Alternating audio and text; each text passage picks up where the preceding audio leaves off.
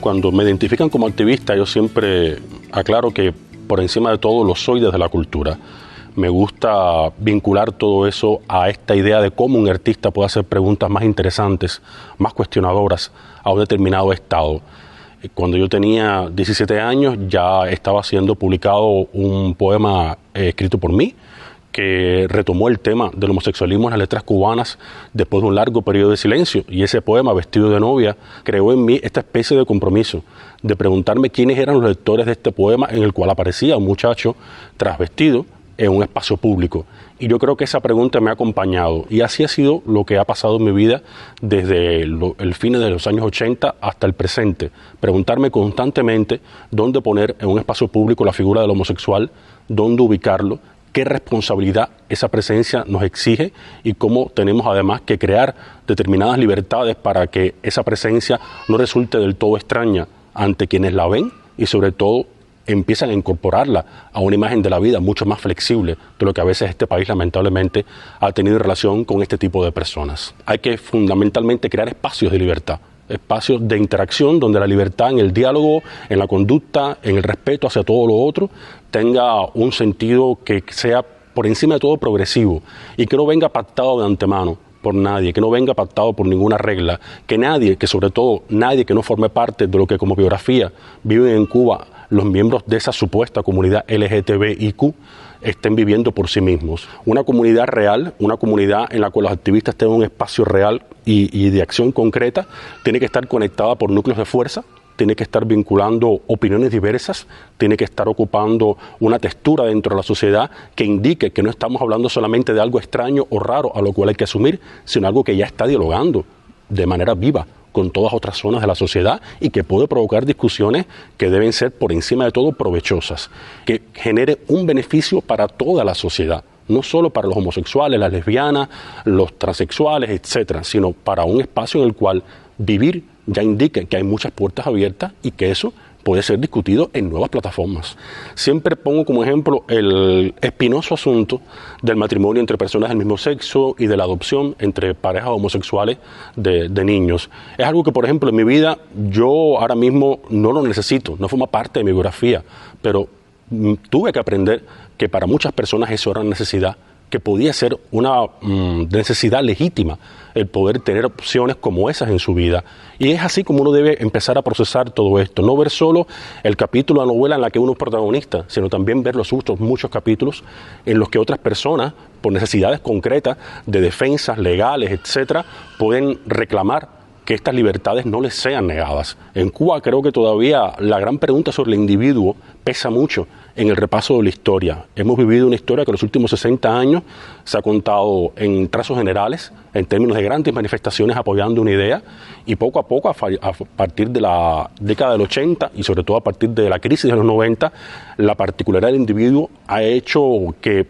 volvamos a pensar la nación de otra manera, y eso a veces ha creado muchas fricciones con el modo en que el aparato político sigue pensando la idea de la nación.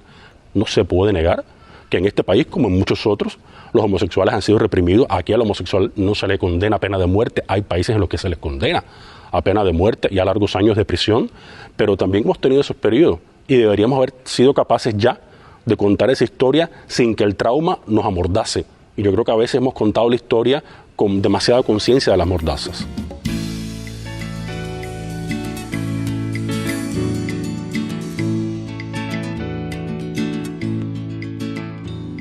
Cuando me imagino esa Cuba del futuro,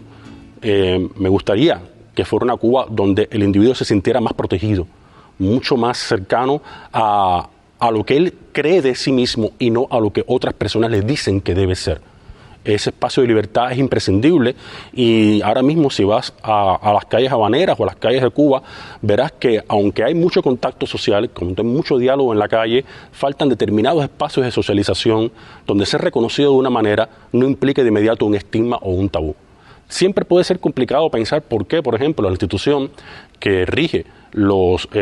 tratamientos con personas de la comunidad LGBT en términos públicos, que es el Centro Nacional de Educación Sexual, puede estar o no dirigida por una persona que no forma parte de esa comunidad. O, por ejemplo, en qué medida, si ya no somos, como esa misma institución nos dice, enfermos, porque ya la Organización Mundial de la Salud eliminó la homosexualidad de las patologías, porque la institución que nos atiende es una institución ligada al mundo de la salud pública. O sea, ¿por qué no crear un espacio civil, un espacio social, donde estas personas puedan hablar por sí mismos, tener representantes que formen parte de sus biografías, que pongan en visibilidad todo lo que significa ser estigmatizado, ser negado o al mismo tiempo ser reconocido en términos de cómo una familia realmente reacomoda su existencia para entender que un hijo homosexual o una hija lesbiana o un hijo travesti no tiene por qué ser exactamente un problema que acabe con el mundo?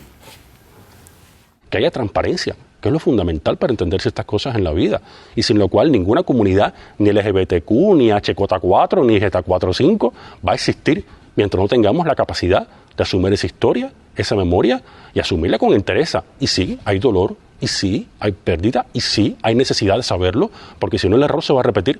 y mañana volverá a ser agredido en la calle otro joven, otra muchacha, otra persona, y al final lo que cuenta, lo que nos duele, es que se pierdan vidas humanas en este sentido, que se pierdan figuras, presencias, sin las cuales la sociedad no estará completa del todo. Quise que me entrevistaran aquí, en Teatro del Público, que es la sede de este grupo al que yo pertenezco, porque el fundador del grupo, que aún trabaja, por suerte, ojalá lo haga por mucho tiempo, Carlos Díaz, es una de esas figuras que en 1990 rompió la brecha y dirigió una extraordinaria trilogía de teatro norteamericano, donde el cuerpo desnudo, masculino y femenino, y los deseos, y todo lo que podía haber como trasfondo de unas obras que se habían leído de manera muy pasiva, de repente se lanzaron hacia el espectador y lo provocaron. Es la época en que aparecen relatos como Porque ahora les licaron, de Roberto Urías, aparece El lobo, el bosque, el hombre nuevo, de Zenel Paz. Figuras fundamentales para entender qué es la cultura cubana de ahora mismo y que hacen un camino de regreso hacia la escritura de figuras como Virgilio Piñera, Antón Arrufá y otros tantos que forman parte de un legado histórico que enriquece este país